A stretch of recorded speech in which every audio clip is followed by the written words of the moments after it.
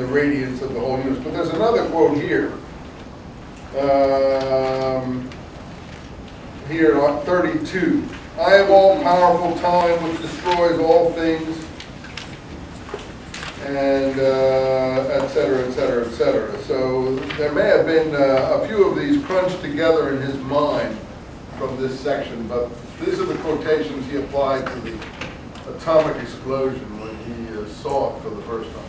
Because he was reading, that may encourage you to read this book. You're on his level, so if you want to read the things he was reading. Yeah. For my interest is that it was 11, 12 also. Yeah. Hear this version. Yeah, give us that version. If the library. That sounds like a better version. What's that? What's I got that? it from the library. Swami, what's the guy's name? Who did it? Whisper. What's his name? Murthy? Murphy. Yeah, go ahead. If the light of here, 1,000 actually. suns were to blaze all at once in the sky, it would be the splendor of that great being. Yeah, that's basically similar to what we have here. But he says that's the verse, huh? Okay. Yeah. I have a different translation. Go ahead, give us the same chapter. Yeah. 32. Oh, you're off 30. And time grow old, creating world destruction set in motion to annihilate the worlds. Yeah. And what do you have for 12 in that chapter?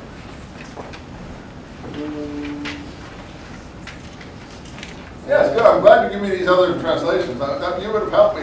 Interrupt me with these translations because they give us more insight into possible, meanings of these things. Yeah. So as if the light of 1,000 suns were to rise in the sky at once, it would be like the light of the Great Spirit.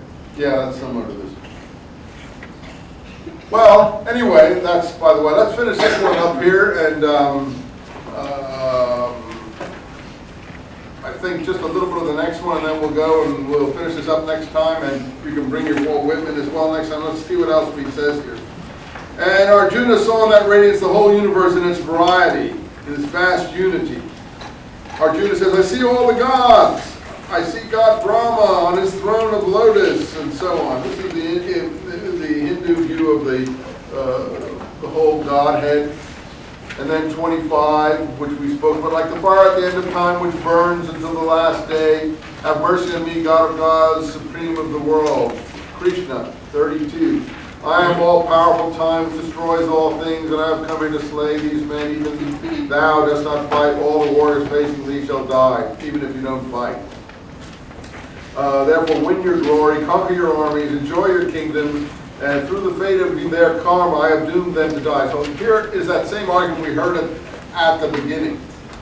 Tremble not, fight, slay them, thou shalt conquer thine enemies in battle. So this is back to the original voice. These people are already doomed to die. I've doomed them all to die. You're just helping them along. You've got to fulfill your karma the same way they have to fulfill theirs.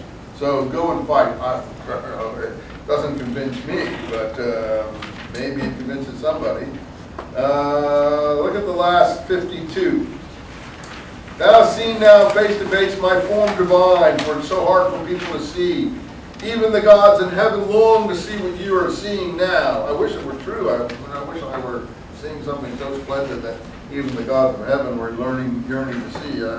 I suppose a believer could be convinced of that.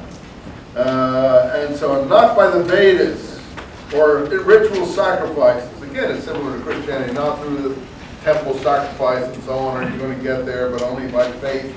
And here it says, only by love. I don't know. 54. What do you have for 54? Does it say only by love? What do you have in your book, 54? Devotion. Devotion, that's what I would have thought. Devotion sounds right. What do you have? Devotion, right? Yeah, whenever you see love here, substitute devotion. Let's just look at 12 and then we'll go home. 3. Those who worship the imperishable, the infinite, the transcendent, the omnipresent, the beyond all thought, the immutable, the never-changing, the ever-one, who have all the powers of their soul in harmony, and the same devotional mind, who find joy in the good of all things, they in truth, they reach my very self in truth. 6. But they for whom I am the supreme end, who surrender all their works to me, who with pure love meditate on me and adore me, these I soon deliver from the rebirth cycle of the ocean of death and the life in death, because they have set their heart in me.